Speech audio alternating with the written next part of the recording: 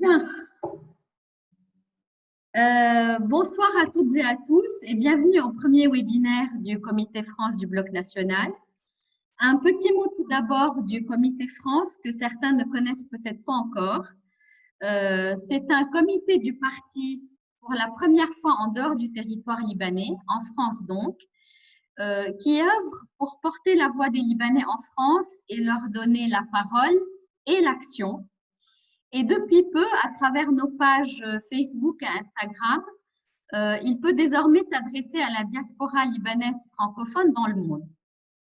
Ne pouvant pas poursuivre pour les raisons de Covid les conférences débats physiques, si je puis m'exprimer ainsi, qu'on avait initiées à Paris en octobre 2019, et qui ont coïncidé avec le début de la Saouda, nous nous adressons à vous par une première série de webinaires qui auront lieu au mois de juillet. J'ai le plaisir d'accueillir ce soir Monsieur Joseph Maïla, que beaucoup d'entre vous connaissent. Monsieur Maïla est professeur à l'ESSEC. Il est professeur de géopolitique et de médiation internationale. Il s'occupe également de l'IRENE, qui est un centre d'excellence pour la médiation. Il a été consultant de beaucoup d'organismes internationaux. Je ne citerai que les Nations Unies. Le sujet qu'il va traiter ce soir, c'est les défis du Liban entre révolution et réforme. Vous me direz, révolution et réforme, c'est antinomique, puisque une révolution suppose de faire table rase de l'existant et les réformes supposent de les adapter. Je ne sais pas si je présente bien le sujet. Je ne sais pas si c'est cet aspect-là que M. Maïla va retenir, mais je vais lui donner la parole sans plus tarder et je le remercie infiniment d'avoir accepté notre invitation. Monsieur Maïla, c'est à vous.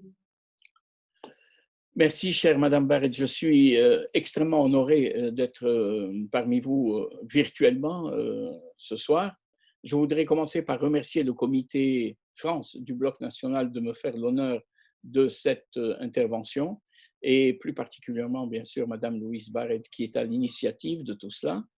Je voudrais aussi saluer les autorités constituées du Bloc national, à savoir Madame Salam Yamout et Monsieur Pierre Issa, son secrétaire général, que je ne connais pas, mais que je souhaite rencontrer un jour si l'occasion se présentait.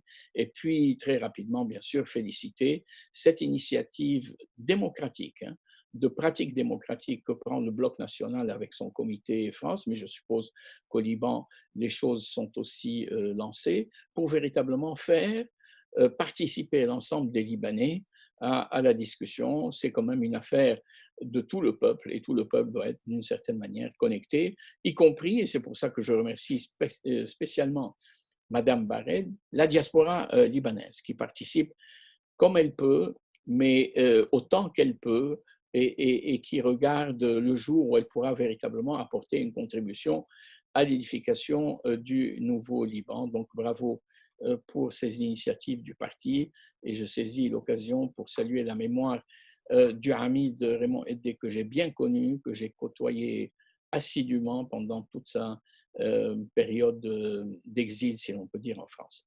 Alors, mesdames et messieurs, la situation est connue. Je vais prendre la parole pour une vingtaine de minutes et ensuite, avec Madame Barrett, nous aurons un échange de questions avant d'ouvrir ces questions à ceux qui le veulent de tous les participants au séminaire.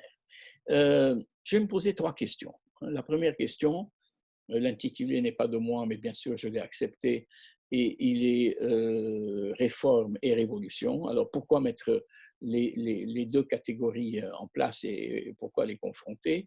Mais je ne vais pas trop m'attarder là-dessus. Dans le deuxième temps, je vais essayer de prendre les acquis et les limites du mouvement national libanais de contestation révolutionnaire. Et troisièmement, je vais essayer de m'ouvrir sur l'avenir en posant la question que faire. Je le fais de manière extrêmement humble et modeste, je veux le dire d'emblée. C'est trop facile de donner des leçons de l'étranger. Je suis professeur, donc peut-être que les leçons, je connais un petit peu, mais ce n'est pas du tout l'intention qui me porte ce soir.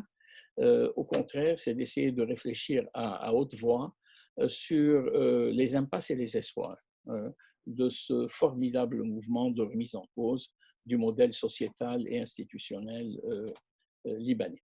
Alors, dans un premier temps, réforme et révolution, est-ce que la question s'impose? Elle s'impose. Elle s'impose pour un professeur de sciences politiques notamment, parce qu'effectivement, le Liban a connu des réformes dans l'histoire de son système politique. Elles ont été améliorées, ce système politique a été amélioré. Je pense à la période en particulier du général Fouad Chahab, qui véritablement a essayé d'apporter une contribution à quelque chose qui manque dans le système libanais, mais on reviendra sur ce point, à savoir la faiblesse de l'édifice institutionnel, la faiblesse de l'État, si vous voulez. Et donc, il faut s'interroger sur cette question, pourquoi l'État est aussi faible? Le confessionnalisme étant l'une des réponses à la faiblesse institutionnelle de l'État, je crois que nous serons tous d'accord. Mais nous avons tenté des réformes, le chéhabisme l'a fait, mais le chéhabisme, malheureusement, a disparu avec Fouad Chahab. Mais on a lancé effectivement toutes les grandes institutions que nous connaissons aujourd'hui, que ce soit le code de la monnaie dont on parle, et du crédit et de la monnaie et du crédit dont on parle tellement aujourd'hui, toutes les réformes en matière sociale à cette époque-là aussi.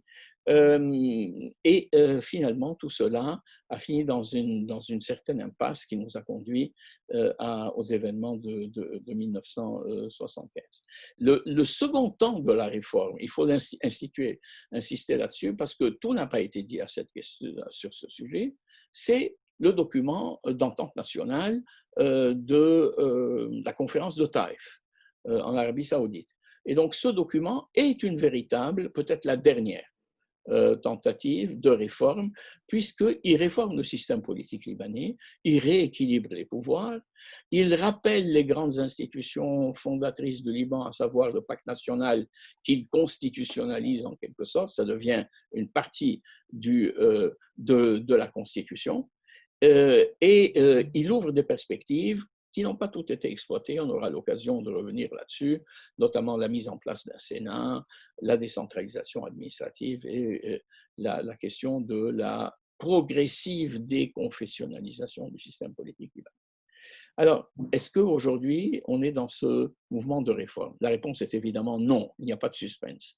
Nous sommes passés à un autre stade de l'histoire du Liban. Nous sommes dans une révolution.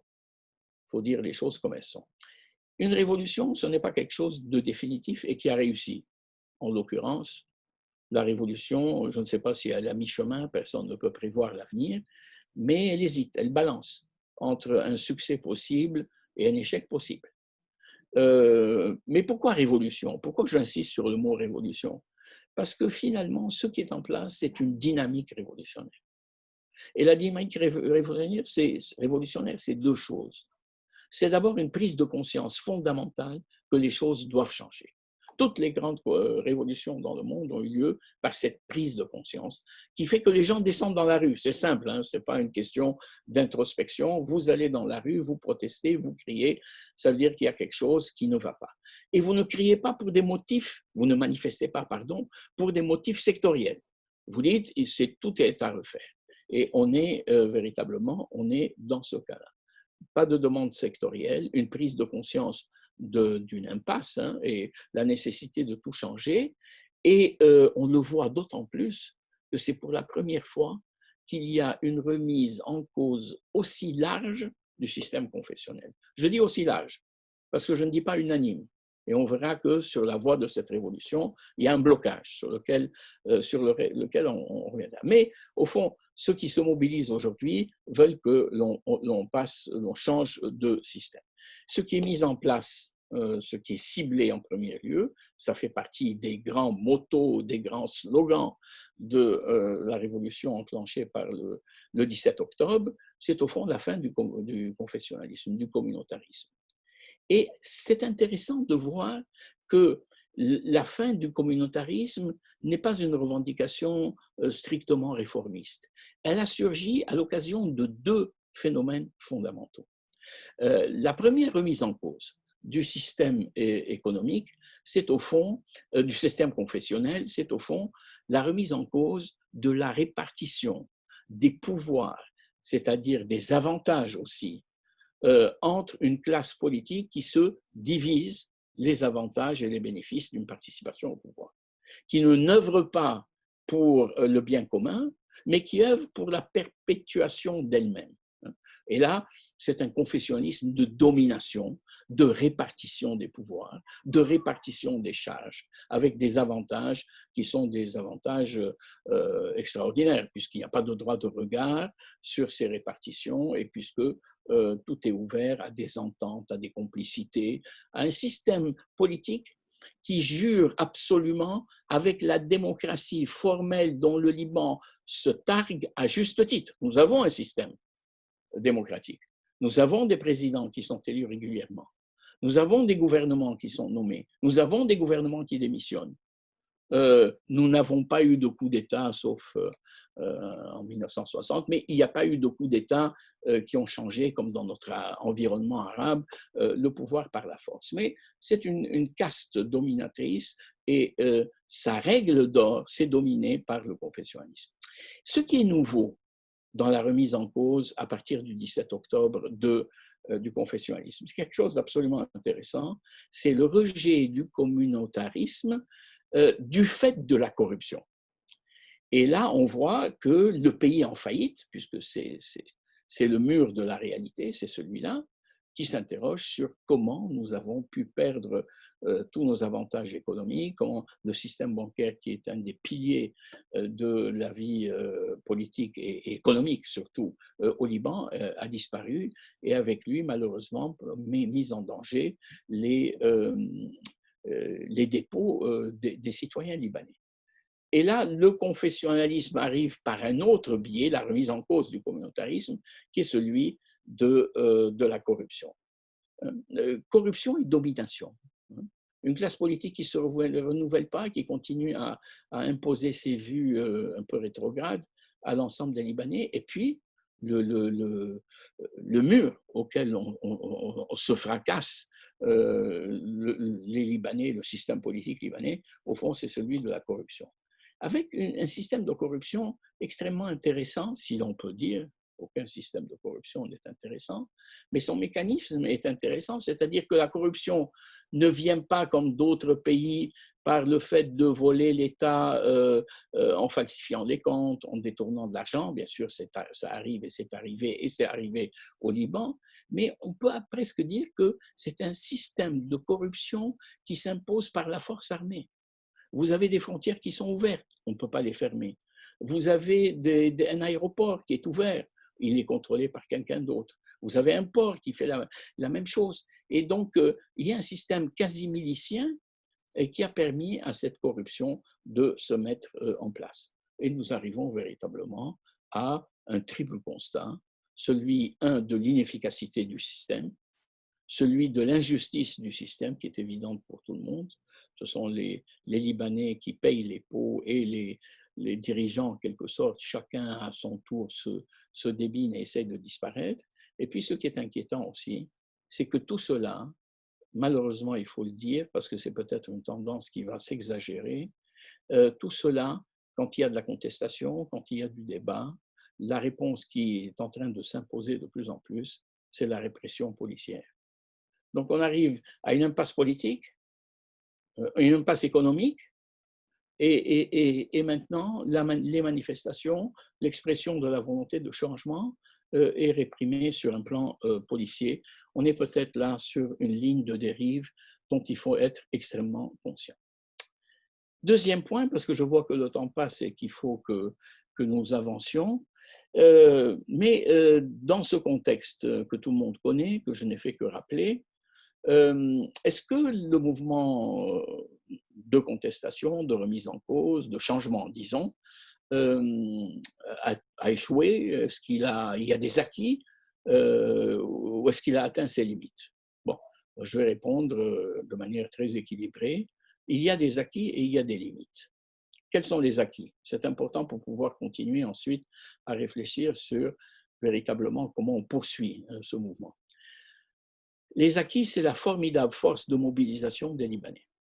Ça s'est vu en 2005. Hein. Mais c'était une question nationale de libération du territoire, de la fin de l'occupation syrienne après la fin de l'occupation israélienne. Là, on est dans quelque chose de beaucoup plus grand, puisqu'on discute de réformes, de la justice, de l'économie, du changement du système politique. Mais c'est un acquis, cette mobilisation. Je sais que beaucoup pensent que cette mobilisation n'est plus de mise aujourd'hui parce que nous sommes tombés dans une espèce de léthargie. Il n'y a pas une révolution s'inscrit dans la durée. Ce n'est pas vrai ce que nous apprenons dans les livres d'histoire, que le 14 juillet a une chose, ou le 13 il y avait une chose, et le 14 juillet, par exemple, pour la Révolution française ou pour la Révolution bolchevique d'octobre, ce n'est pas vrai qu'il y a une rupture qui fait qu'on en passe du jour au lendemain, ou de l'hier à aujourd'hui. Ça traîne dans le temps. Une dynamique révolutionnaire se consolide. Et donc, elle avance avec ses échecs. Mais formidable mobilisation. Deuxièmement, quelque chose qui me semble extrêmement important pour la première fois, y compris par les partis et les groupes qui ne disent rien et qui, au contraire, font allégeance à leurs autorités dirigeantes, si j'ose dire, le désaveu de la classe politique. Je crois qu'on est ici face à un tournant. On ne voit pas comment la réhabilitation de la classe politique au pouvoir peut être rendue possible. Il y a un désaveu de cette classe politique, de sa pratique.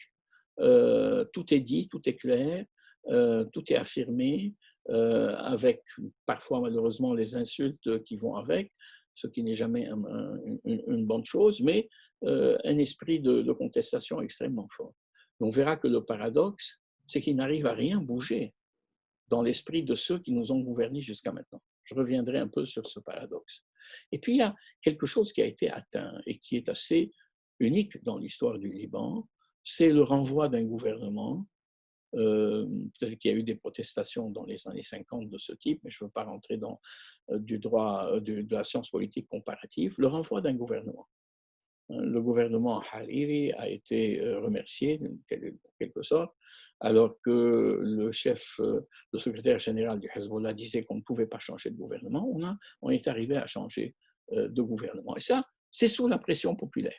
Ce n'est pas rien du tout quand on connaît la force de solidarité de la caste politique ou de la classe politique qui est au pouvoir. Bon, ceci dit, il y a des limites. Et les limites, vous les connaissez mieux que moi, mais je vais simplement le rappeler. La révolution ou le mouvement social de changement a gagné la bataille de la démission du gouvernement. Et il a perdu la bataille de la nomination du nouveau gouvernement, c'est-à-dire de M. Diab. Et donc, on voulait un gouvernement de substitution au gouvernement ancien. On n'a eu qu'une béquille pour un pouvoir boiteux. Le gouvernement aujourd'hui, c'est la béquille qui manquait au pouvoir qui avait été ébranlé. Et donc, l'entrée de ces nouveaux ministres, dont il faut saluer la compétence par ailleurs pour la plupart, s'est accompagnée d'une remise à flot de l'ancien gouvernement. Et le gouvernement n'est plus au gouvernement. Ceux qui dirigent sont dans l'ombre et ceux qui sont au gouvernement ne sont pas le gouvernement. Donc, on est devant un vrai paradoxe. Le deuxième point, et je sais que le Bloc national réfléchit beaucoup à cette question, il faut qu'on s'entende là-dessus. La société civile a une fonction essentielle. C'est elle la vie d'une nation. C'est là où se fait le travail, c'est là où se fait le débat d'idées, c'est là où se livrent les grands rapports de force politique au niveau syndical, au niveau des grandes tendances économiques. Mais la société civile n'est pas la société politique. Et donc, le passage n'est pas obligatoire.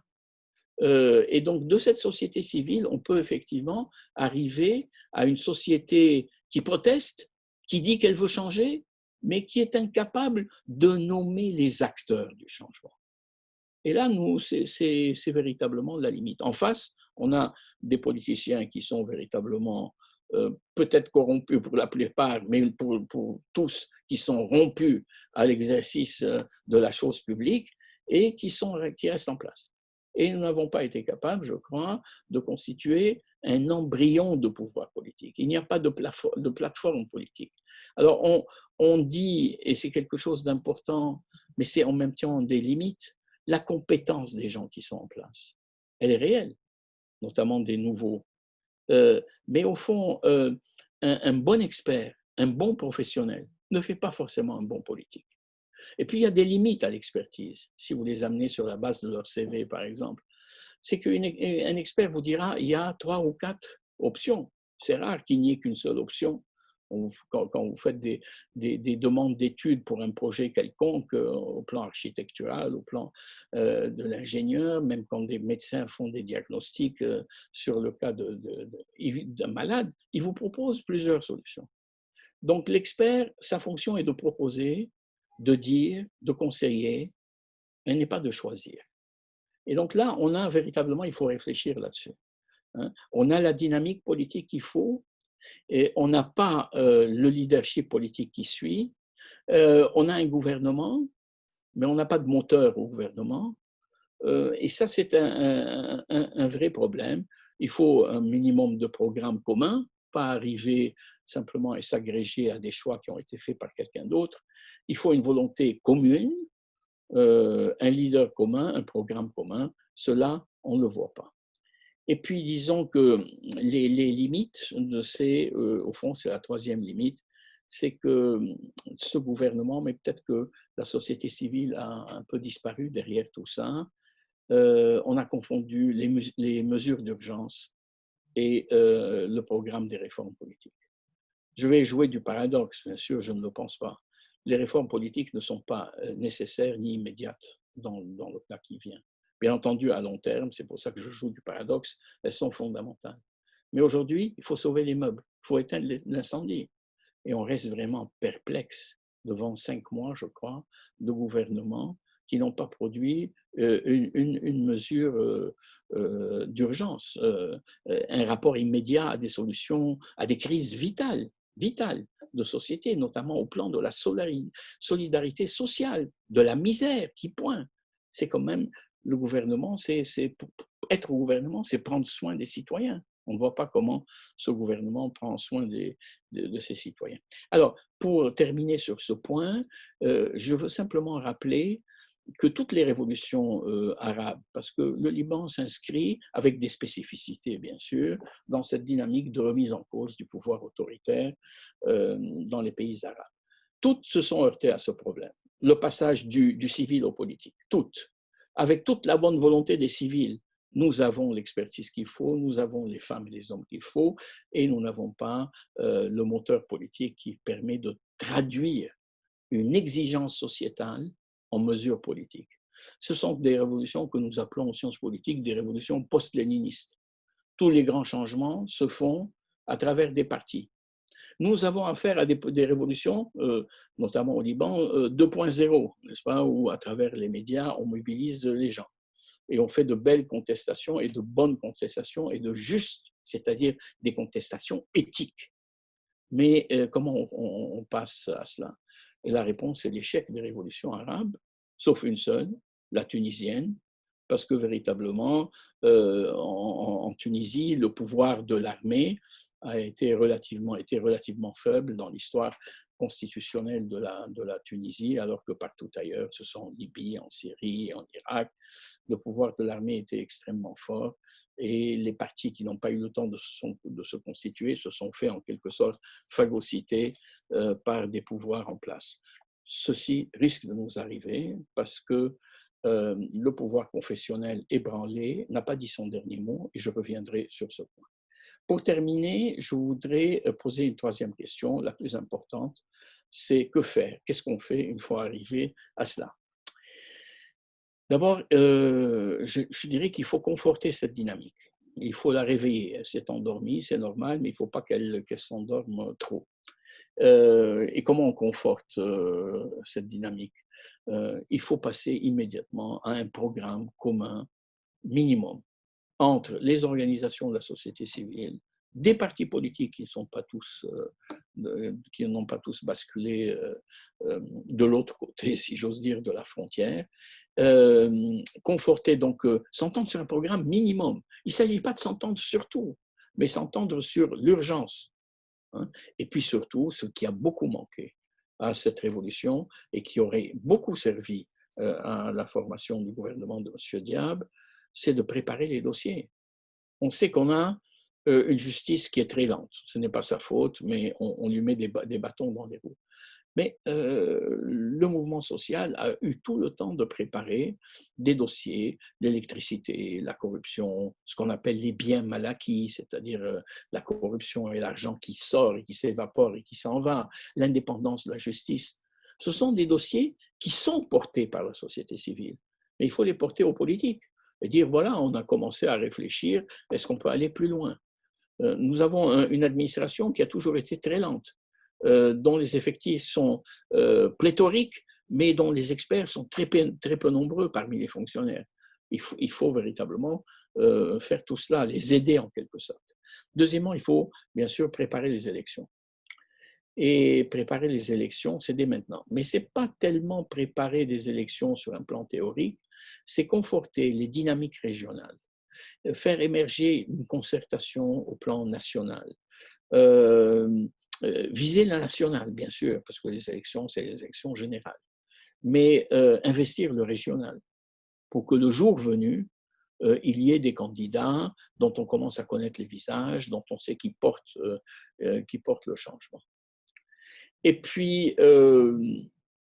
le troisième, se dire que la partie n'est pas gagnée et que l'espèce d'indifférence face à la révolution qui est manifestée de temps en temps, c'est au fond que le pouvoir en place n'a pas dit son dernier mot, il a une botte secrète, elle s'appelle le confessionnalisme.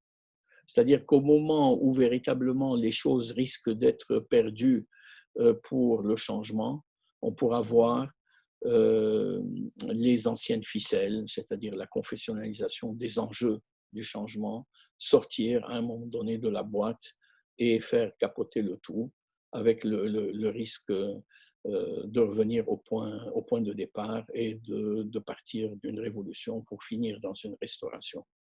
C'est un petit peu les scénarios que l'on peut avoir en face de soi. Le premier scénario, c'est au fond une révolution qui prend de plus en plus de place, de pouvoir, qui conforte sa position, qui fait apparaître un pouvoir un tant soit peu uni entre les différentes forces de la contestation, et qui, je n'ai pas abordé la question encore, et qui va faire face en face, je pense aux deux partis chiites qui ne sont pas dans la mouvance du changement telle qu'elle est conçue par une autre partie des Libanais, qui vont nous faire jouer la partie du 14 et du 8 mars. Il faut éviter cela. Et comment on l'évite? On l'évite à un moment donné quand on se constitue en force d'opposition et de proposition. Peut-être, je reviendrai sur ce point, discuter pour voir quels sont les points d'achoppement pour faire avancer avec ceux qui s'opposent au changement pour des raisons, bonnes ou mauvaises, on peut les discuter, en essayant de voir à quel type d'équilibre on peut obtenir. Bien entendu, je ne parle pas de manière sibylline, ce sont les armes du Hezbollah et toute la dimension de souveraineté nationale qui est portée par cette révolution qui s'oppose. Mais qu'est-ce qu'on veut? Est-ce qu'on veut s'imposer par la force, prendre les armes du Hezbollah par la force? Je pense que c'est la pire des solutions. Ce qu'il faut, c'est peut-être arriver à une discussion sur une espèce de moratoire pour geler l'utilisation de la force et amener à un moment donné, mais grâce à une révolution ou des partis d'opposition qui se sont affirmés, à un débat serein pour geler ces armes. Je sais que l'expérience précédente n'est pas concluante, n'a pas été concluante. Nous pensons tous à ce qui s'est passé au mois de mai 2008, mais encore faut-il que nous sommes embarqués, nous sommes tous sur le même bateau et qu'il faut renouer le dialogue. Il y a un deuxième scénario possible, c'est celui au fond que les tensions continuent à augmenter, l'impasse politique est là, aucune solution n'est prise, la crise ne fait que s'envenimer, notamment au plan de la pauvreté. Peut-être certains partis sont tentés par une contre-attaque en se disant que le pouvoir est affaibli et que la répression peut servir à faire reculer les choses, mais je ne vois pas qui est en mesure de contrôler aujourd'hui le Liban. D'avoir une supériorité certainement militaire sur l'autre partie des Libanais, oui, mais de contrôler à long terme, je ne le vois pas. Donc, on risque, si on prend ce mauvais scénario, d'arriver vers une cantonalisation des territoires et de mauvais souvenirs qui datent de l'époque de 1975-76. Et puis, un troisième scénario, l'armée s'interpose. L'armée a joué un rôle important dans l'histoire du Liban. J'étais en train de calculer au fond les phases dans lesquelles des militaires ont gouverné, au niveau notamment de la présidence de la République. Bien sûr, on pense à Chehab, 6 ans, on pense au général Lahoud, 9 ans, on pense à Michel Sleiman, 6 ans. On pense aux 4 ans du général Michel Aoun, ça fait quand même sur 77 ans d'indépendance, ça fait un bon tiers d'années où le pouvoir militaire est arrivé en secours à des moments cruciaux. Alors il faut distinguer l'intervention de l'armée, il y a une intervention réformatrice comme celle de Fouad Chab, bien que beaucoup se souviennent du second bureau, mais disons que ce n'était pas, les services de renseignement auxquels nous sommes habitués dans les pays arabes. Et puis, il y a eu une période aussi, alors avec notamment le général Lahoud, mais on peut dire aussi de l'époque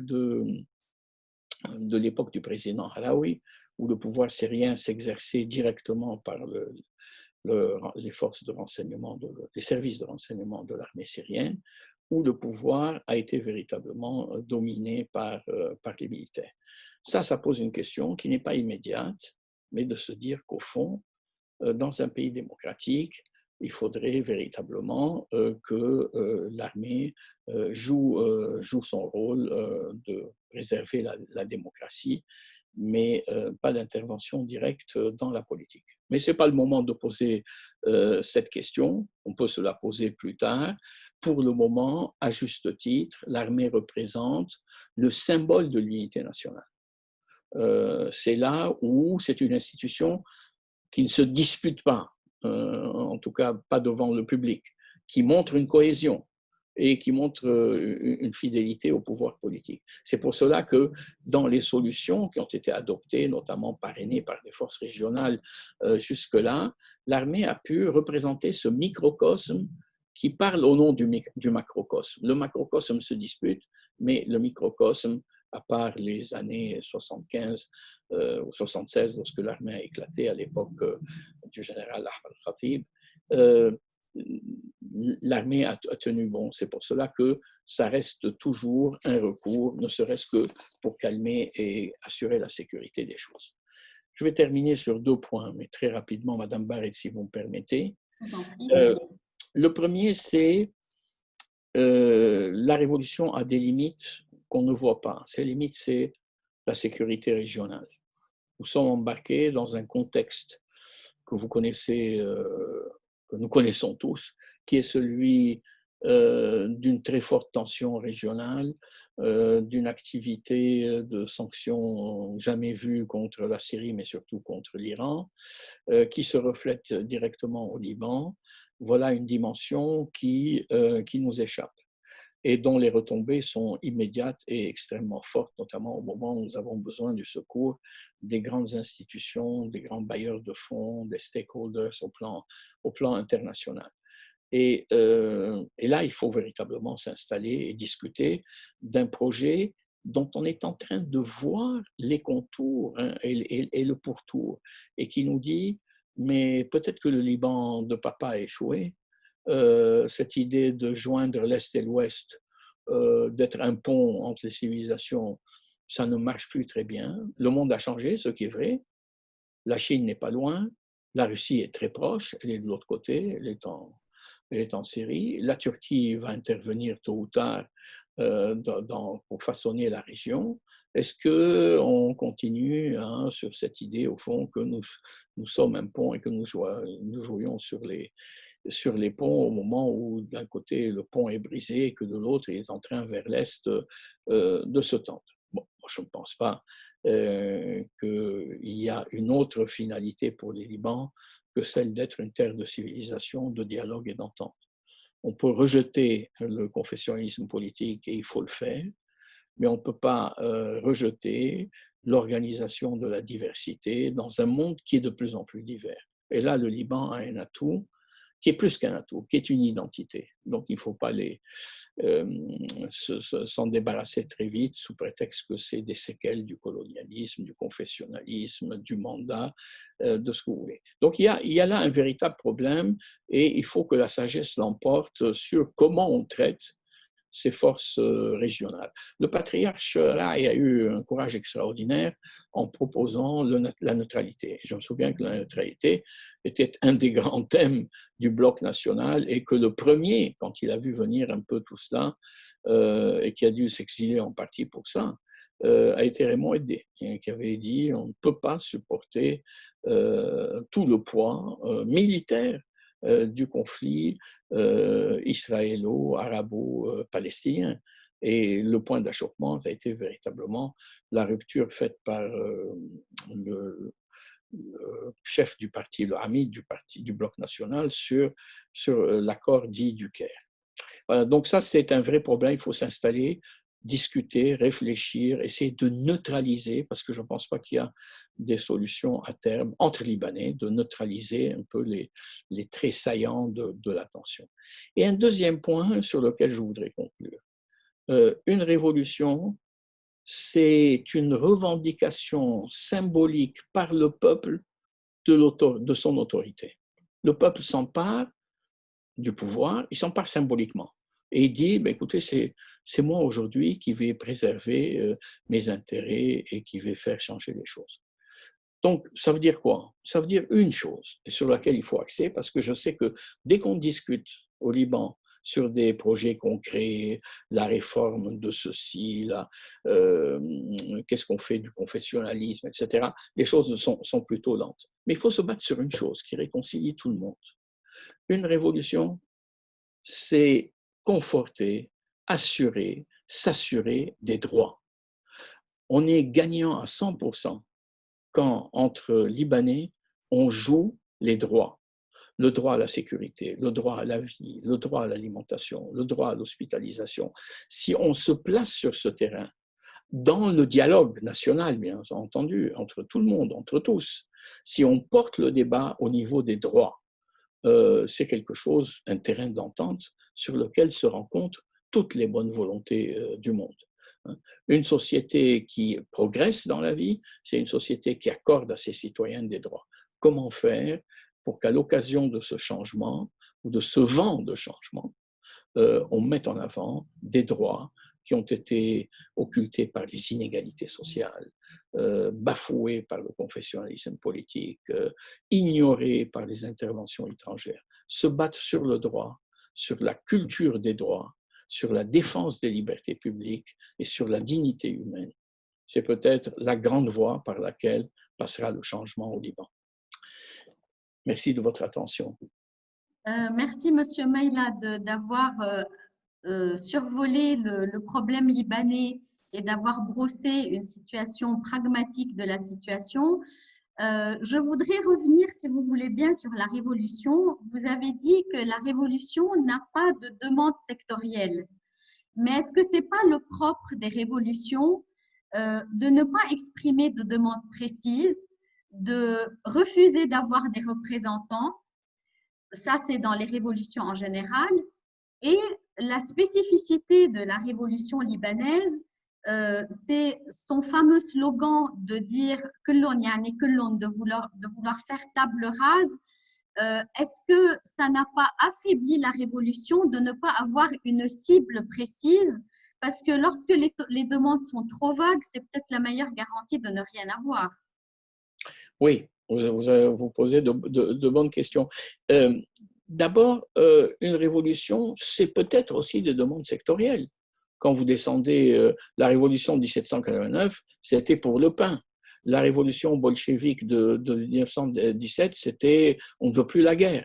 La révolution de Mao Tse-tung, le 1er octobre 1949, c'était le changement, en finir avec le pouvoir dictatorial de Chiang Kai-shek et de l'appui occidental.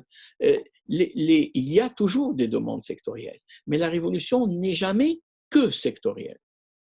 Une demande sectorielle se résout par une réforme, par des mesures qui sont prises. Mais quand vous descendez, quand vous allez dans la rue et que vous dites « je ne veux plus de ce pouvoir », c'est-à-dire vous ne faites plus de distinction entre X, Y ou Z.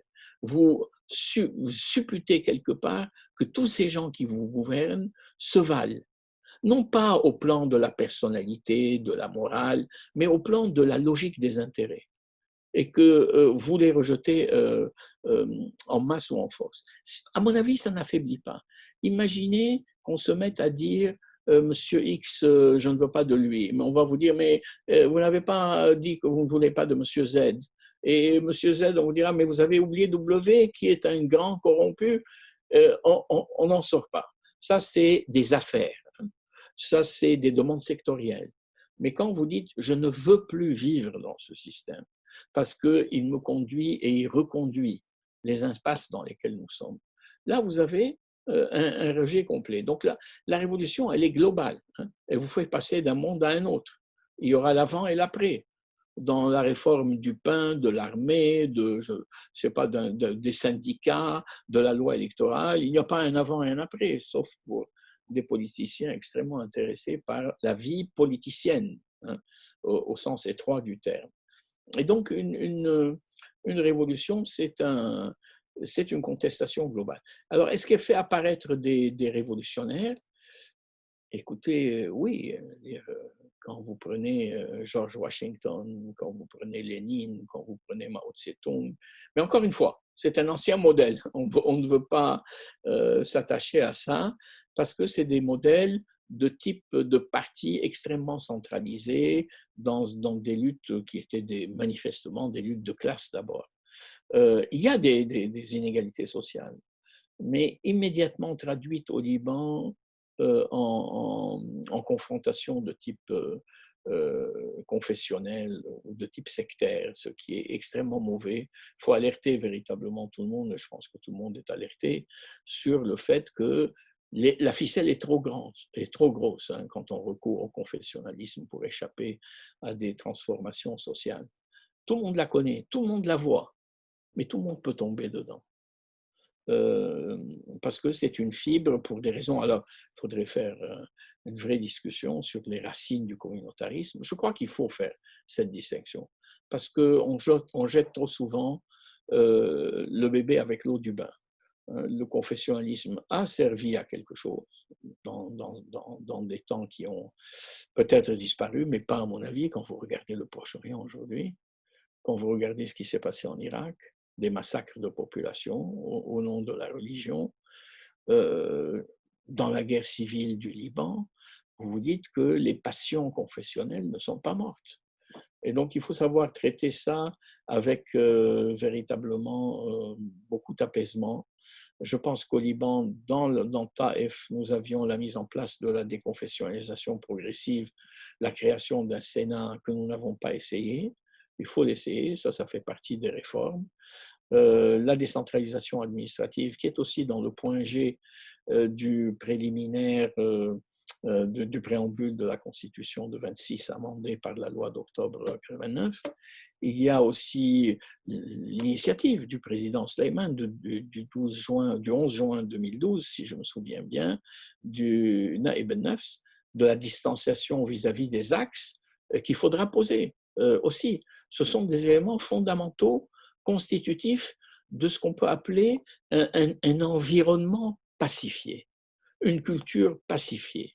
Aborder les questions qui fâchent avec du dialogue, de la bonne volonté et des propositions pragmatiques.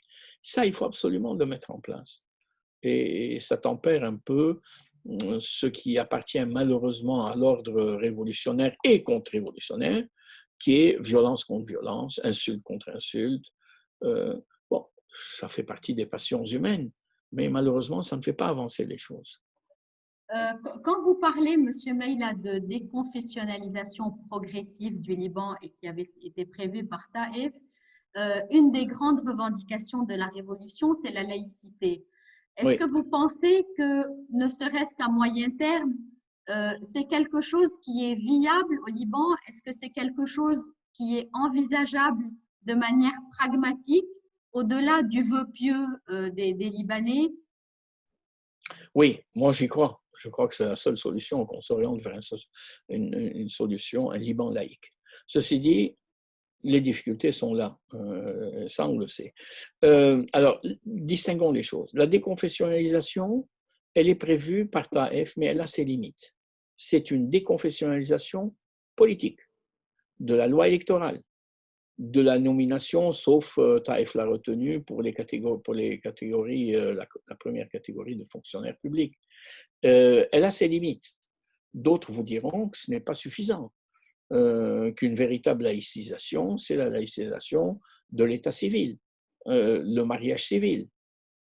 Et donc là, il faut mettre en œuvre cette solution. On sait que les obstacles sont immenses parce que des autorités politiques, mais aussi religieuses, peuvent s'opposer à cette laïcité du statut personnel. Et il y a un troisième point qui est en train, lui, de rentrer sur cette voie-là entre déconfessionnalisation politique et laïcité, c'est la sécularisation. On ne se rend pas compte, mais les jeunes d'aujourd'hui sont sécularisés de plus en plus dans un environnement confessionnel. Alors, qu'est-ce que c'est la sécularisation par opposition à la confessionnalisation? La sécularisation, c'est lorsque vos mœurs se transforment. Les jeunes qui sont descendus dans la rue en disant « nous ne voulons plus de la laïcité, excusez-moi, du confessionnalisme ». Ils n'ont pas dit « nous ne voulons plus de la laïcité ». Ils ont dit « nous ne voulons pas du confessionnalisme ». Ces jeunes sont très certainement, quelque part dans leur esprit, largement sécularisés. Ils ne voient pas pourquoi on va s'opposer entre chrétiens et musulmans. Et ils ont raison. Ils ne voient pas pourquoi on va introduire la religion dans les affaires de tous les jours. Ils sont branchés sur les télévisions du monde entier, sur des débats littéraires, intellectuels, de transformation sociale, de transformation des mœurs sexuelles aussi, parce que ça influe beaucoup, où la religion n'a plus comme avant son mot à dire. Donc, on a une société politique confessionnelle et on a une société libanaise sécularisée, de plus en plus, hein, je ne dis pas qu'elle est entièrement sécularisée. On a des jeunes pour lesquels les valeurs de religiosité traditionnelle ne sont plus les plus importantes. Et on a une classe politique qui ne sait que parler le langage de la confessionnalisation. C'est pour ça que la prochaine confrontation risque d'être entre cette jeunesse qui va monter en se posant des questions de savoir pourquoi on va continuer à s'opposer sur des motifs religieux, et une classe politique qui doit sa survie à l'exploitation du thème religieux. Ça, on le voit venir. Mais c'est compliqué parce qu'il faut préserver, comme je vous le disais, à la diversité culturelle, religieuse, appelez-la comme vous voulez, toute sa place. Mais il ne faut pas qu'elle domine la vie politique. D'où l'idée d'un Sénat qui peut être excellent. Et ce n'est pas un problème libanais. Vous allez en Belgique, mais pour des raisons plus de société totalement sécularisée, vous avez des confrontations sur la diversité linguistique et sa représentation. Vous allez en Inde, vous avez une contestation religieuse musulman-hindoue. Donc, nous ne sommes pas les seuls. Le Canada il y a certaines sociétés du Nord qui ont fait des aménagements extrêmement spécifiques.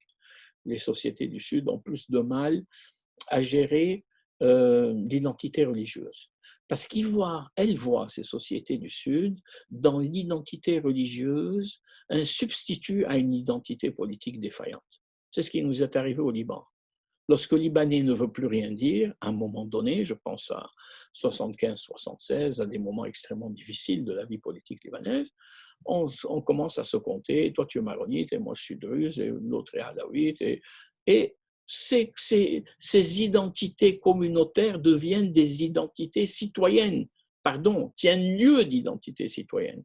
Hein.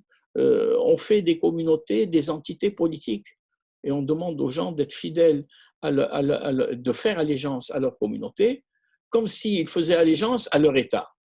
C'est confondre les choses. c'est dramatique, c'est tragique et on aboutit à des révoltes et à des révolutions sectaires et à des massacres, pour dire les choses comme elles sont. Venons-en aux réformes. Vous avez dit les réformes politiques ne sont pas nécessaires, mis à part bien sûr des réformes sur la solidarité sociale, etc. Moi, j'ai envie de vous dire, et si on n'avait pas besoin de réformes du tout? Si on avait les bonnes bases d'un pays, mais qu'elles ne sont simplement pas appliquées, et s'il fallait simplement commencer par faire une sorte de nettoyage, ne serait-ce qu'en rendant la justice véritablement indépendante avant d'aller plus loin. Oui, alors je voudrais Je fais rectifier exprès quelque chose. l'avocat du diable, Non, naturellement. mais c'est bien, ça, vous êtes avocate, vous êtes en plein dans votre fonction. Je n'ai pas dit que la réforme n'était pas nécessaire. Elle est indispensable. Les réformes ne sont pas nécessaires, elles sont indispensables. Mais je me référais à l'urgence du moment. Je veux dire, 5 mois où on n'a pas vu un début de commencement sur la dette, la négociation de la dette. Discuter si on va devant le FMI ou si on n'y va pas, comme si on avait dans le monde d'aujourd'hui le choix, comme si on avait le choix de ne pas aller. Mais parfois on se dit, est-ce qu'on raisonne bien? Bon, les choses sont interdépendantes, sont liées, les instruments internationaux fonctionnent ensemble, et quand il y a un manque de liquidité pour assurer les importations, je ne vois pas comment, d'où va surgir cette surabondance de liquidité qui va venir, d'où. Bon, la diaspora devrait jouer un rôle, je n'ai pas eu l'occasion de revenir là-dessus, mais je pense qu'on n'associe pas assez la diaspora. Mais je comprends qu'on ait des soucis immédiats. Non, ce que j'ai dit, c'est que les réformes sont indispensables, mais qu'il y a des mesures d'urgence à prendre tout de suite, tout de suite. Organiser la solidarité sociale, moi je n'ai pas vu. Je n'ai pas vu le gouvernement qui propose de venir en aide aux plus faibles, qui met un système d'entraide ou qui incite à l'entraide. Peut-être qu'il ne peut pas le faire lui-même, mais on ne peut pas laisser les gens crier dans la rue.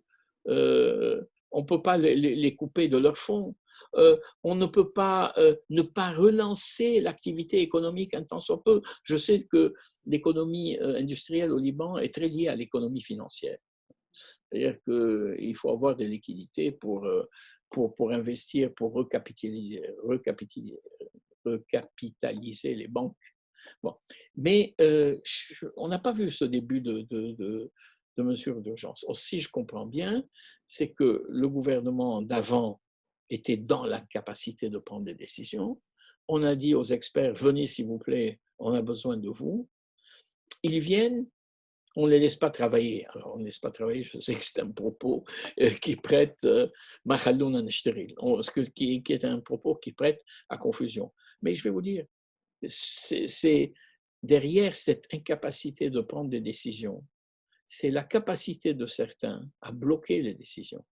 Et peut-être, je ne suis pas complotiste, peut-être qu'en empêchant ces mesures d'urgence d'être prises, on veut nous montrer que nous n'avons plus qu'une seule voie, la voie de sortie, qui est de regarder du côté d'une économie régionale, irano, sino, quelque chose. Donc là, il y a peut-être derrière ces obstacles une volonté de canaliser les regards et les efforts et d'orienter ou de réorienter la politique libanaise de l'autre côté de la Méditerranée, qu'on regarde plus vers l'Interland que vers la mer, alors que notre vocation, c'est de tenir les deux en même temps. Je voudrais revenir un instant sur ce que vous avez dit sur la société civile et sur le fait qu'il faut qu'on aille du civil vers le politique. En réalité, je crains que le problème ne soit pas qu'il n'y ait pas de dossier prêt dans la société civile, appelons-la comme ça, mais que ces dossiers, lorsqu'ils sont portés vers les politiques, on se heurte à l'autisme des politiques Et quand je dis autisme, c'est un euphémisme, peut-être que je devrais dire au silence qui est imposé aux politiques par une certaine force armée dont vous avez parlé. Est-ce que le problème n'est pas là? Il n'est pas l'absence de dossier, mais l'absence de réaction de la part des politiques par une force qui est supérieure aux autres dans le pays. Oui, c'est complexe, mais on peut s'attarder sur la question qui est un peu, par endroit, qui est théorique. Donc, moi, ce que je trouvais un petit peu complexe à comprendre, c'est qu'un mouvement de cette ampleur qui a commencé en octobre, nous sommes en juillet, n'ait pas produit un leadership capable de porter les dossiers du civil au politique.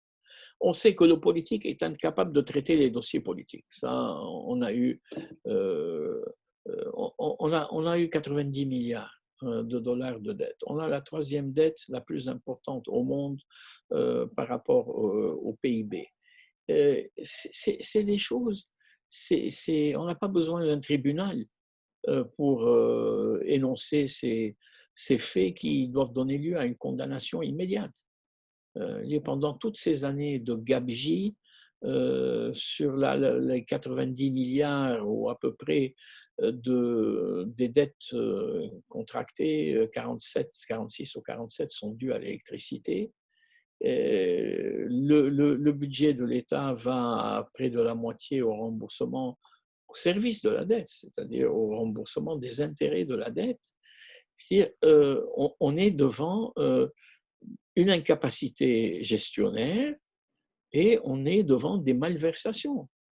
Et donc aujourd'hui, quand la condamnation est aussi flagrante, on n'a pas besoin de photographie, qu'on ne soit pas capable de porter, de constituer une dynamique qui porte des femmes, des hommes à vraiment investir le domaine politique en disant nous allons prendre en charge beaucoup de choses, nous allons essayer de trouver un substitut à une classe politique défaillante et très certainement malveillante aussi. C'est ça qui m'interpelle. Et je mets ça encore une fois, je relativise parce que je ne vois pas, en Syrie, ça a été un échec total, en Libye, c'est un échec total. Il y a quelques noms qui commencent à émerger aujourd'hui en Irak. L'Égypte a très vite replié la parenthèse qui a permis aux frères musulmans de devenir le civil qui est passé au politique en quelque sorte, mais c'était un parti politique. Il n'y a pas de vie politique sans parti politique. Ça, il faut qu'on le comprenne. Le parti politique, il fait quoi? Il est dans la société civile, il écoute la société civile, il entend la société civile. Nous, on dit à nos étudiants, on utilise un terme en français qui est un peu bateau, on dit qu'un parti politique agrège les demandes. C'est-à-dire, il entend à droite et à gauche la contestation, les questions qui se posent, mais il fait quelque chose d'essentiel, en plus de rassembler les questions qui sont portées par le bas vers le haut, il les met des priorités. C'est comme ça que des partis peuvent lutter sur le terrain politique en disant oui, mais moi je pense que la priorité, c'est à la question monétaire plus qu'à la question sociale. Un autre vous dira mais non, l'écologie prime sur le militaire et sur le politique. Bon, il n'y a qu'un débat entre partis politiques qui peut faire ça. Sinon, qu'est-ce qu'on a? Sinon, on a des gens qui parlent pour eux-mêmes, des gens qui passent à la télévision et qui disent moi je, des gens qui vont dans la rue pour passer à la télévision ou qui passent à la télévision pour qu'on les reconnaisse dans la rue. Et où est le travail politique dans tout ça? C'est véritablement ce qui manque et ce qu'il faut faire tout de suite. Et encore une fois, ce n'est pas au bloc national qu'on va apprendre, parce que je sais qu'il y a beaucoup d'experts, de compétences, qu'il y a des compétences dans cette société. Mais la politique, ce n'est pas seulement des compétences, c'est un leadership, c'est une dynamique. Une équipe d'experts n'est pas un gouvernement. S'il n'y a pas une force d'impulsion, le président du conseil, c'est lui qui doit être la locomotive. Sinon, qu'est-ce qu'on fait? On collectionne des gens très bien, qui chacun est spécialiste dans son coin, et on tue le global par le sectoriel. Bon, si je suis excellent connaisseur du problème de l'électricité et que je donne mon avis en Conseil de ministres et que je me tais sur tout le reste, parce qu'en principe, je n'ai rien à dire sur l'écologie ou sur la justice, bon, ça fait des gouvernements cloisonnés. Et on ne voit pas la dynamique d'ensemble qui entraîne un pays vers le changement. C'est ça qui nous manque. Et ça, c'est la tâche des partis politiques. À un moment donné, certaines des ONG ou des associations civiques qui luttent sur le terrain libanais doivent penser à s'agréger politiquement et faire ce programme minimum, encore une fois, minimum de gouvernement. Ne pas gouverner pour résoudre tous les problèmes, mais s'entendre sur l'essentiel des problèmes à résoudre. Il faut le faire très vite. Sinon le pouvoir en place, il a tout intérêt à laisser pourrir les choses. Il va laisser les choses continuer jusqu'au moment où, véritablement, de deux choses l'une, où les gens se fatiguent, parce qu'il y a des fatigues révolutionnaires. Les révolutions fatiguent. Et elles fatiguent d'autant plus que vous êtes dans un état de rareté économique et qu'avant d'aller faire la révolution, il faut manger. Et donc, soit on fatigue, soit on bascule dans la violence désordonnée. C'est un peu mes scénarios. Soit on abandonne le terrain, soit alors on est la proie de toutes sortes de gens qui vont vous vendre le retour du confessionnalisme, la protection des minorités, et tout ça va finir en queue de poisson. Un parti politique, c'est une conscience. C'est un parti qui éduque le peuple, qui dit attention, ne vous laissez pas entraîner sur ces chemins. Je vais vous dire pourquoi on pose ces questions aujourd'hui. On pose ces questions parce que ce sont des pièges. N'y allez pas. D'autres peuvent voir les choses différemment. Nous sommes dans un débat démocratique. Ça, c'est la partie qui, pour moi, est pleine d'espoir parce que je sais que dans les mentalités, les choses, au moins dans les mentalités, peut-être pas tout à fait dans la réalité, les choses ont changé. Ce qui m'inquiète le plus, c'est la dimension régionale et internationale des problèmes. Celle-là, on ne l'a jamais véritablement prise au sérieux.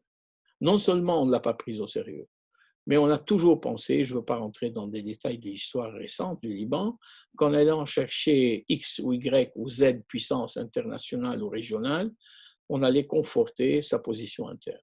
Ça, c'est la plus grande erreur. C'est l'absence d'une éducation à la citoyenneté. On se plaint des interventions étrangères, mais on a tout fait pour les appeler.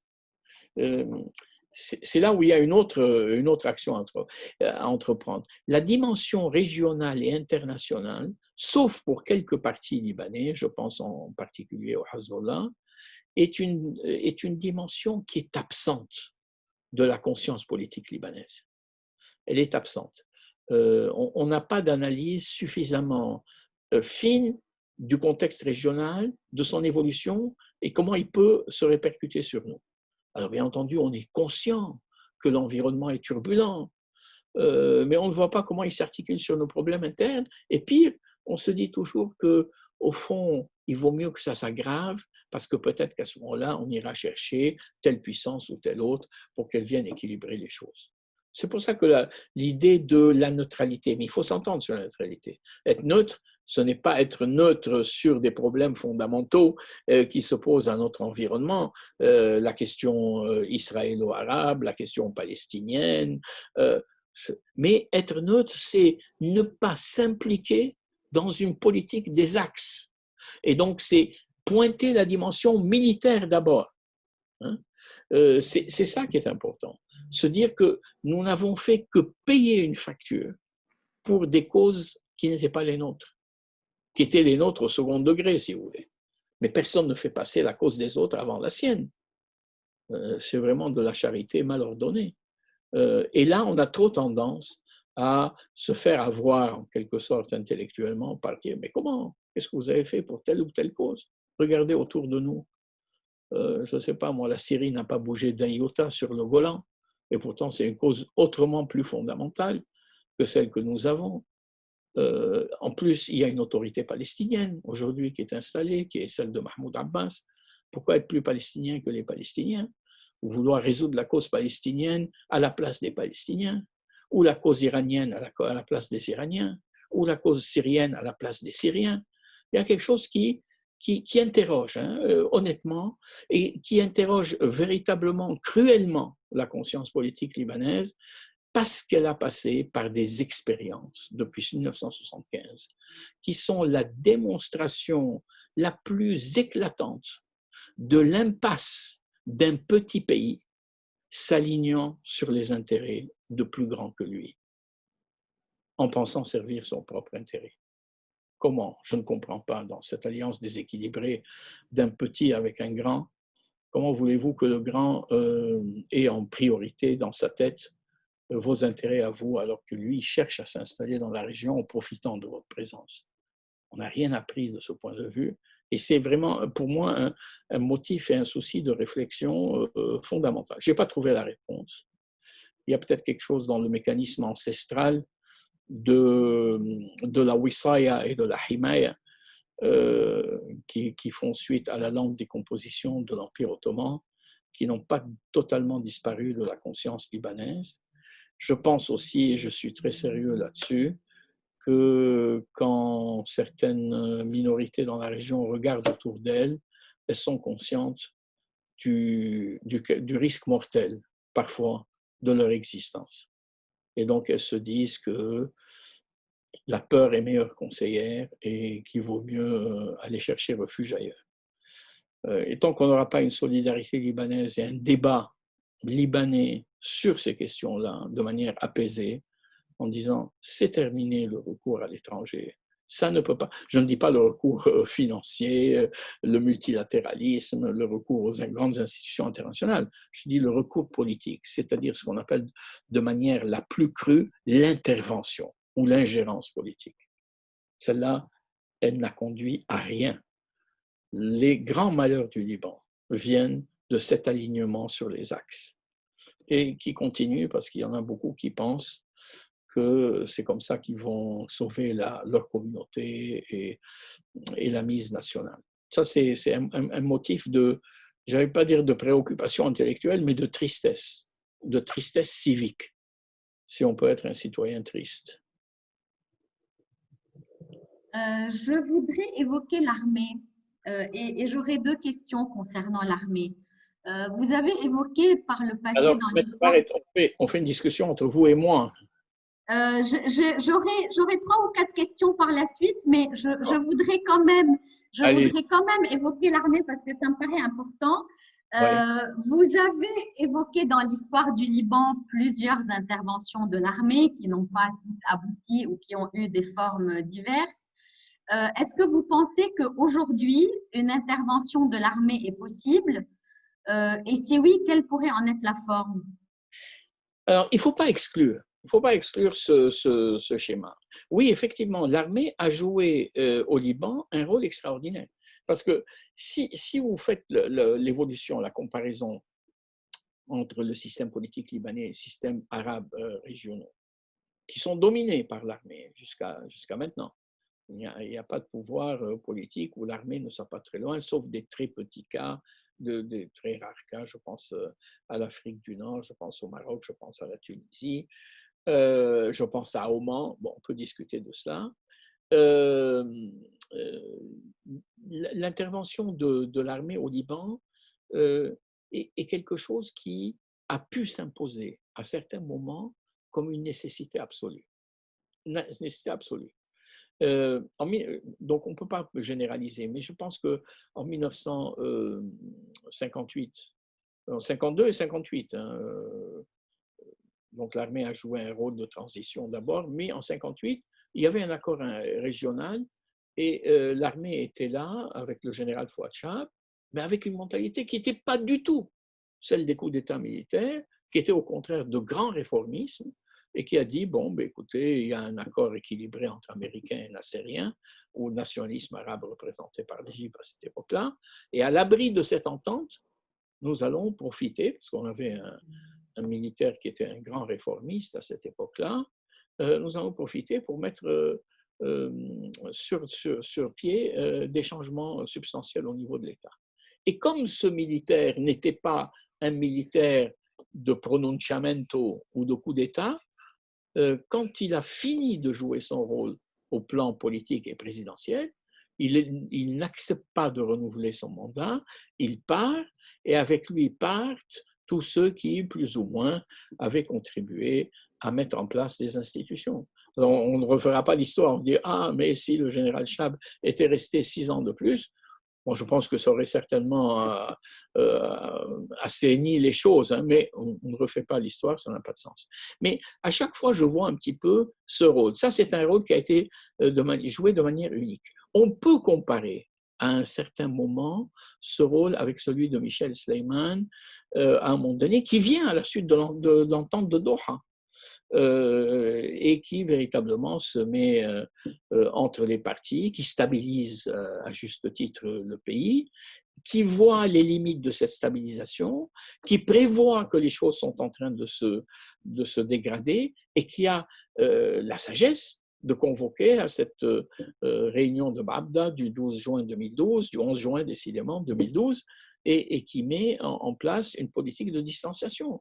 Moi, j'ai été soufflé lors de la dernière réunion de Babda où la question a été posée par Michel Sleiman en disant « mais qu'est-ce qu'on devient ?» Moi, j'ai mis ça en place. Je pense que le représentant du Hezbollah a dit « oui, c'est vrai, ça existait à cette époque-là, mais c'est dépassé. » Je ne sais pas en quoi c'est dépassé, mais ça, c'est une autre paire de manches.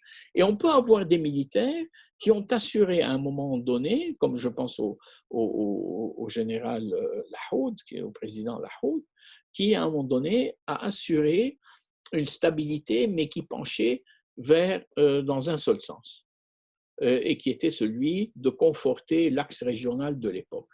Mais on sait comment ça a fini, cette politique des axes, puisque en 2005, il y a eu cette révolte qui a obligé l'armée syrienne à quitter le pays. Donc, il ne faut pas avoir des a priori et des préjugés. Quand la situation est extrêmement mauvaise, l'appel à l'armée, je pense au général de Gaulle en 1958 aussi, hein, mais bien qu'il n'était plus dans l'armée, mais son prestige débordait de beaucoup, une révolution qui avait été faite contre lui, notamment à Alger, par des généraux. Non, je n'ai pas d'ostracisme, loin de là, en disant il faut totalement exclure l'armée d'une vie démocratique. Bon, dans un environnement comme le nôtre. Dans la vie démocratique, vous savez que l'armée est la grande muette. Mais la grande muette au Liban n'arrête pas de parler. Elle n'a pas arrêté de parler, parfois à juste titre. Mais, donc, on ne peut pas comparer tous les contextes, on ne peut pas les mettre au même niveau. Vous me tendez la perche sur la grande muette, qui n'en est pas une au Liban, sur l'armée. Vous avez dit que l'armée, son rôle est de préserver la démocratie. Et vous avez évoqué plusieurs généraux en chef de l'armée qui sont arrivés à la présidence de la République. Oui.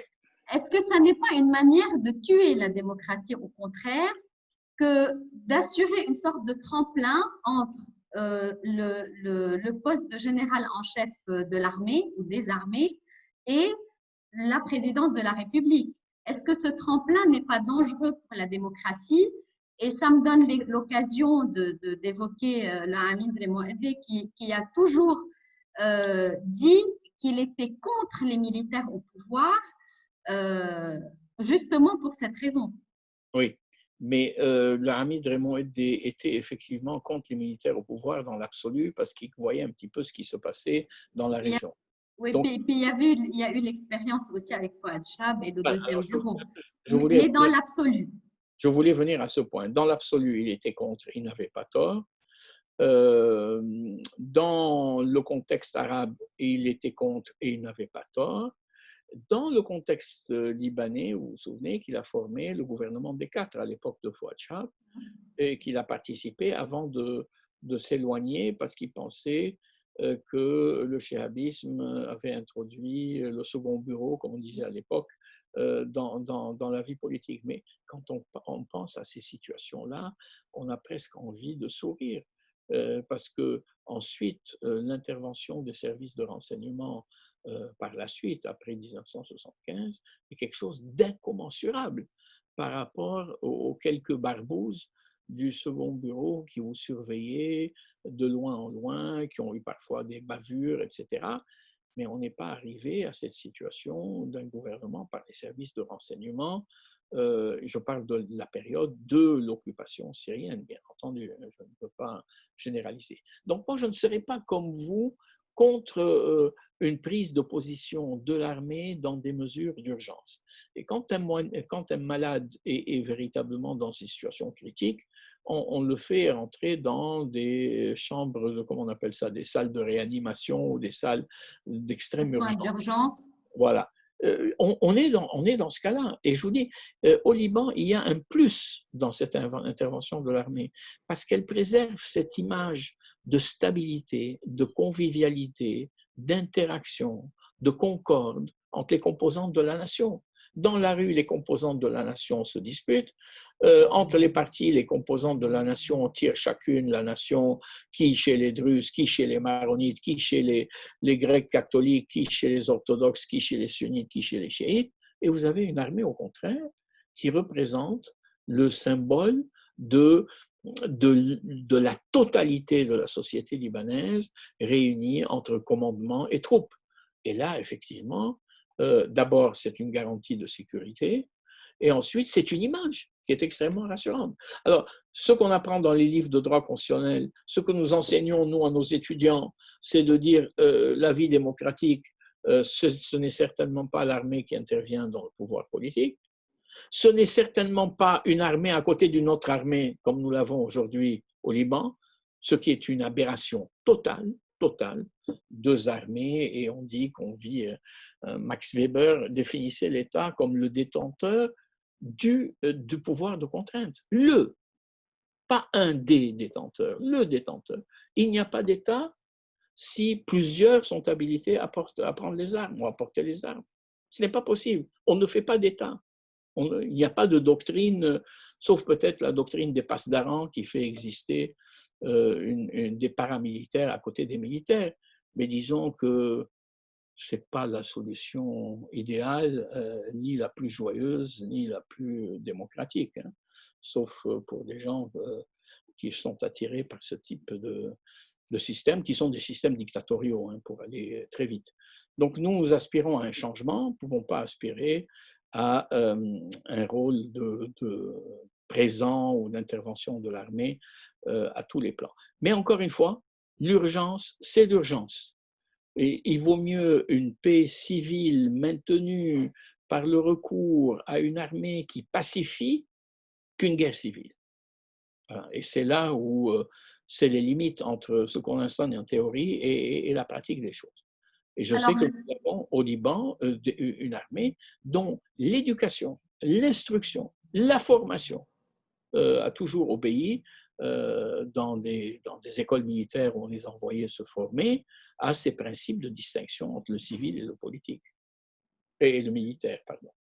Justement, Monsieur Maïla, comme vous parlez de l'urgence et d'éteindre l'incendie, on va prendre une question dans le public qui demande où se trouve l'urgence, selon vous?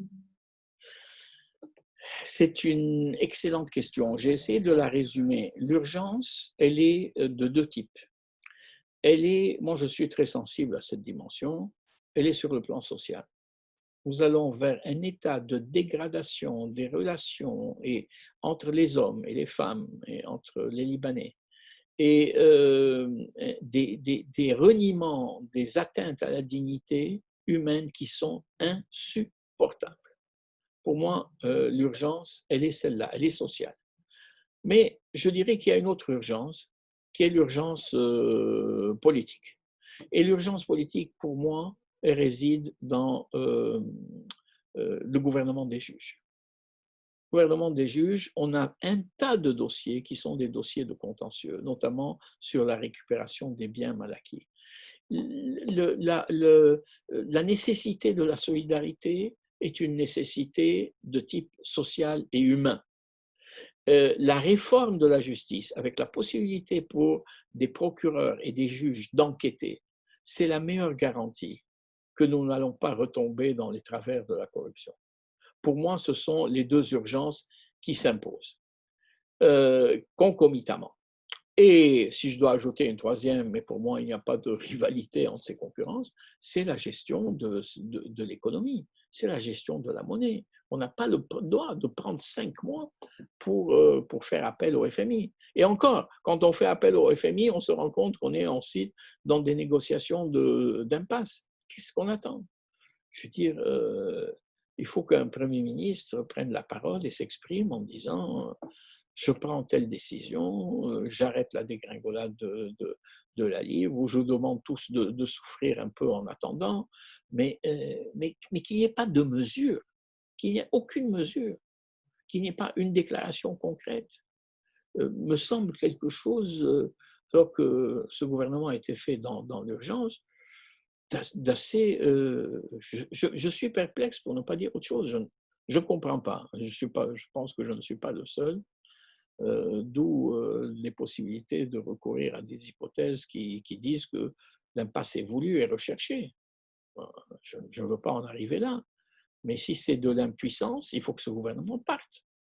Si c'est de l'incapacité à agir, il faut qu'il parte. S'il peut faire des choses bon, et qu'il y a des blocages, il faut qu'il le dise.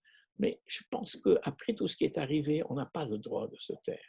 La transparence est une donnée fondamentale de la vie des nations démocratiques. Transparence, c'est évident, on ne cache pas des choses. Sinon, il y a des juges pour aller débusquer les choses qu'on a cachées et qui sont des choses graves, hein, bien entendu, détournement de fonds, etc.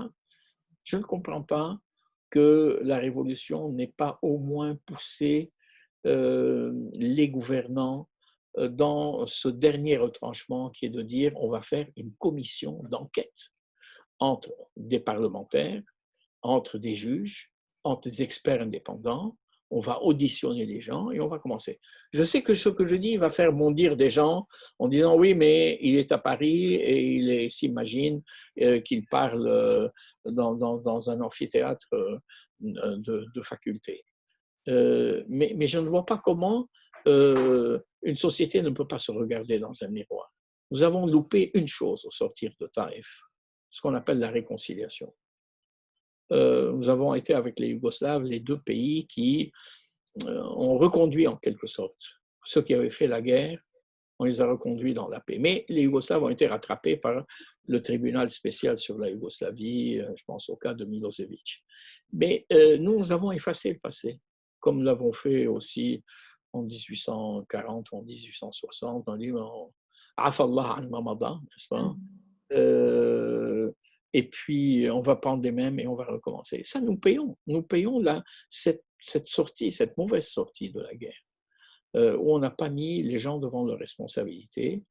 Et qu'est-ce que vous voulez? Moi, parfois, quand je regarde un peu la situation, je me dis que quand on a conduit une guerre aussi meurtrière au Liban, et qui a conduit à quoi? 100 000, 150 000 morts, 100 000 handicapés, des dizaines de milliers de disparus, et qu'on ne pose plus ces questions-là aujourd'hui, pourquoi voulez-vous que ceux qui ont été à l'origine de tout ça s'émeuvent de manière plus particulière de quelqu'un qui crie dans la rue parce qu'il a faim ou qui se suicide?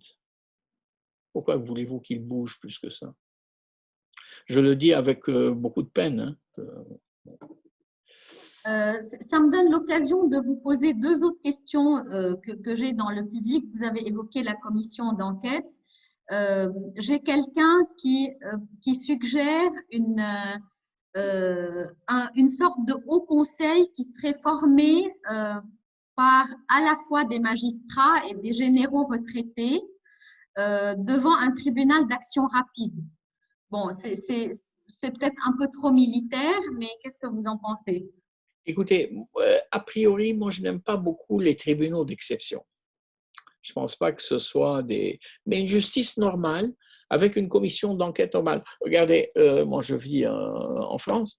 Le coronavirus donne lieu maintenant à une audition de tous ceux qui, de près ou de loin, ont eu affaire avec les mesures de confinement et les mesures d'urgence prises pour empêcher la pandémie.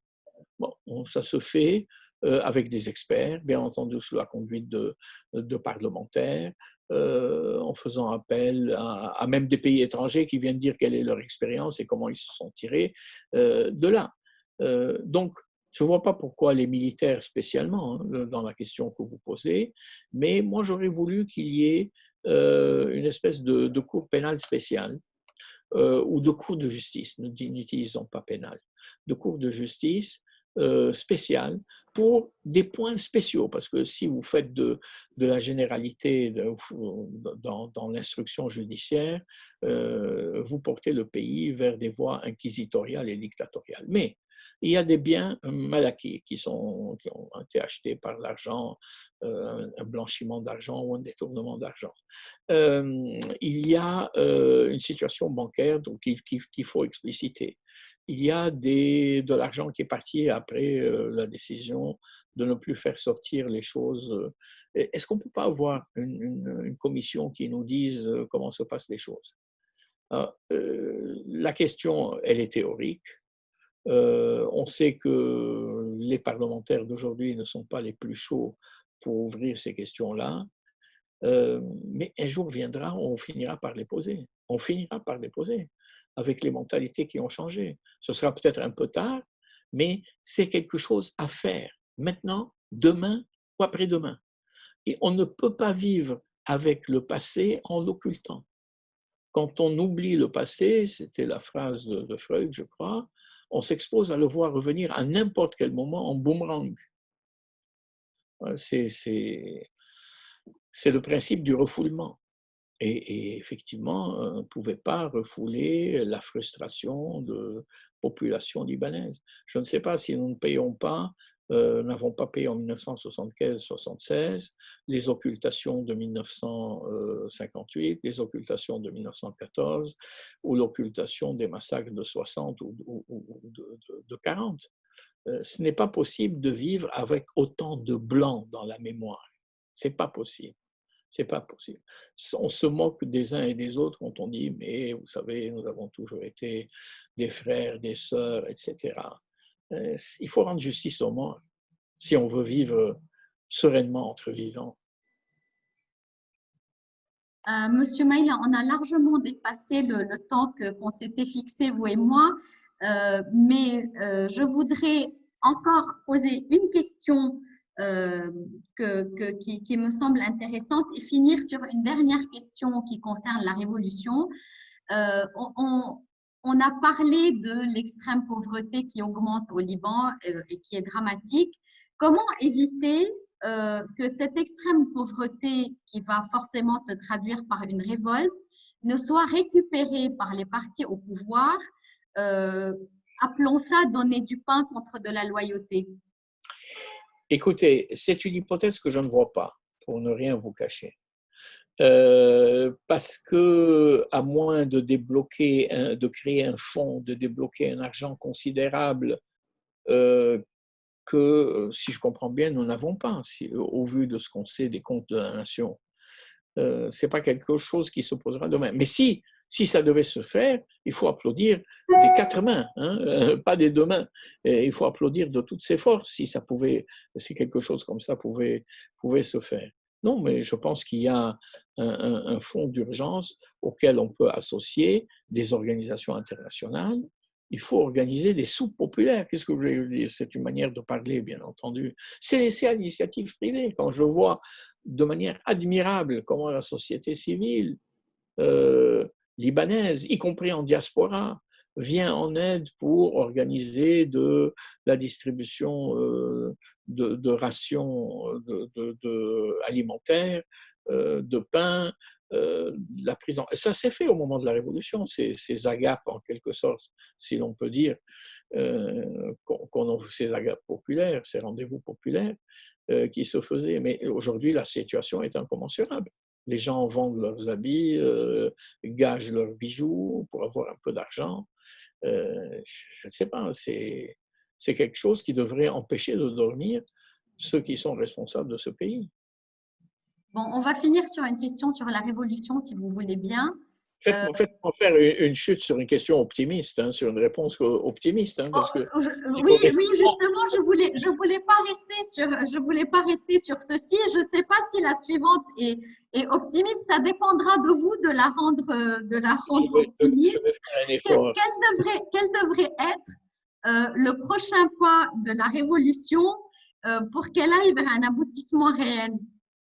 Moi, je vous l'ai dit, c'était mon mot de la fin. Je reviens là-dessus. Ne pas se perdre dans des querelles de questions politiques, pratiques, d'accusations de celui-ci ou de cela. Ça viendra. Visiblement, pour le moment, c'est bouché. Bon, c'est comme ça. Mais se battre sur les droits. Ramener tout le monde sur le droit. Je suis un citoyen libanais. J'ai droit à un environnement propre, j'ai droit à manger, j'ai droit à boire. Je n'ai rien contre personne. Je ne suis pas en guerre contre X, Y ou Z.